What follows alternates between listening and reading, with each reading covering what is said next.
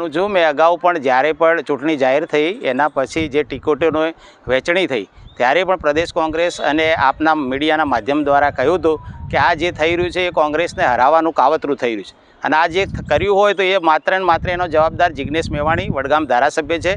એટલે ખરેખર વડગામ ધારાસભ્ય એની પોતાનો જનાદેશ પણ ખોઈ બેઠા છે. અનુસૂચિત જાતિની 5 જેટલી સીટો હતી એ તમામ સીટો ઉપર કોંગ્રેસ હાર્યું છે અને એટલો ભારે રકાસ કરી દીધો છે બનાસકાંઠામાં.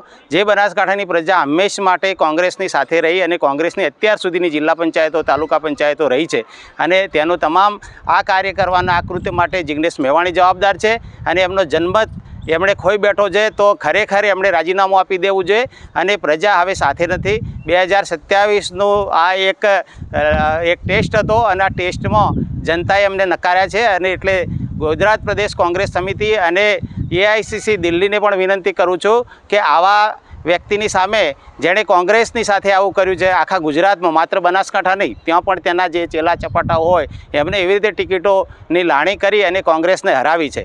માટે કોંગ્રેસ હજુ પણ જાગૃત થઈ અને વડગામ વિધાનસભાને અગાઉના સમયમાં આવનારી સમયમાં પણ બચાવી લે એવી મોવડી મંડળને વિનંતી કરું છું. આપના પોતાના પ્લેટફોર્મ લલકારને લાઈક કરો, ફોલો કરો, સબસ્ક્રાઇબ કરો અને શેર કરો.